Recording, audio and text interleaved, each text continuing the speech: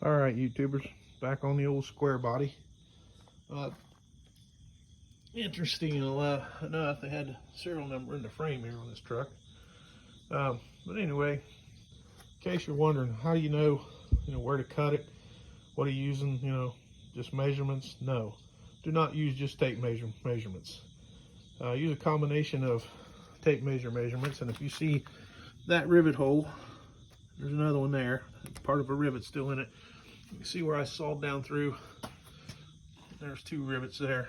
Anyway, basically, I went 3/16 of an inch in front of those rivet holes, and then used a square on the bottom of the frame.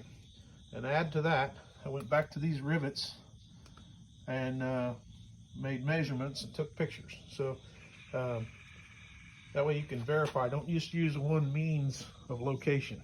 Use, like I said, use the body hole, frame holes that are punched in there from the factory, which should be identical, but don't take a chance. And then find a place on the frame. Like I use these, the cab mounts on the same, those are exactly the same on both trucks, So use those brackets or rivets or whatever, and use a secondary way of locating your mark.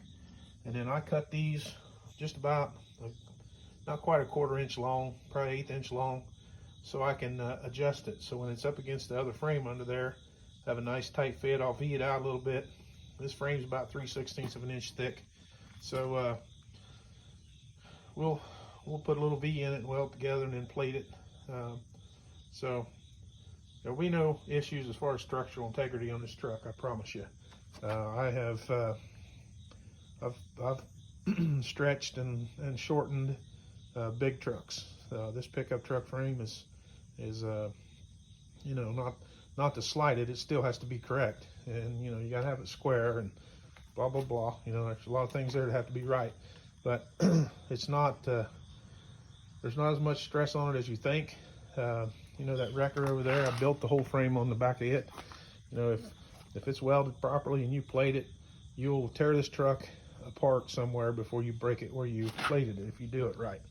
I have done them without any plates, which I never had any trouble with it, but it was just a 1/2 ton short bed truck that I built for a cruiser. So, there's that. If it's welded properly, it shouldn't break, but I suggest plates, and sometimes I'll take a piece of frame rail and split it and lay it on the inside or the outside and cap it. We might do that here, but anyway, if it's welded back together properly and square, and you do any plating and reinforcement at all, you'll be fine. And what I'm trying to do here is show you that anybody can do this. I mean, you could do this without a lift. You could do this without this little tractor. I used the tractor to move this thing around here, but you could pull it around here with a, whatever. I used to do it all the time with a lot less equipment. You don't even need a torch. I use the torch to cut rivets, but you can grind them and punch them out, whatever. But if you want to do this bad enough, and it takes a certain amount of courage or whatever, the very first frame you cut, because most people are scared to death. Oh, I cut my frame in half and never get it right. Well, you can if you take your time, take some measurements, write them down, take some pictures. So that's how I locate things. I know this is right. There's no doubt in my mind, and I know I got a little room to grind and get these things mated up straight. So I don't anticipate any problems.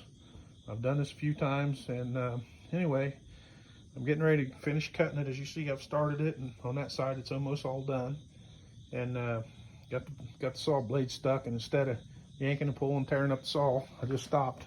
I'll cut this side and relieve that and take it out of there. I can jack it up and get it out of there, but it's not that big a deal. I got a cutoff wheel here. We'll just finish this side, and I should have showed you how to cut a rivet out. You can use a torch to cut a rivet out better than anything, in my opinion, depending on how good a hole you need. You can take your torch and let's see where the rivet at. We can see like this one. Take your torch and just blast the head of the rivet off, even with the frame, and leave it that way, and punch it out with a air hammer or a punch and hammer if you want. If you need to hole to be perfect. But on these cases, I don't care about the hole being exactly perfect. So I just blow them out, and then I stick a torch in there and blow the rest of the rivet loose. Because I'm going to grind it and clean it all up anyway. But that's the fastest way for me. I've seen guys on the internet grind and punch and hell's fire. They have a half-hour in removing one rivet, and you know, I want it done right, but I want it done too. So anyway, that's where we're at. This is not by any means an instructional video, or am I trying to talk you into chopping your frame up. But don't be afraid to, if you need to cut a piece of frame out of your truck or your car, or you want to lengthen one or shorten one, you know, got a question, send me a comment. I don't know everything, but I'll tell you anything I can to help you. So thanks for watching, and please like and subscribe, and I'll update you here in a little while when we get the rest of this cut out. We'll probably do some grinding on it, get it cleaned up. So all right, thanks.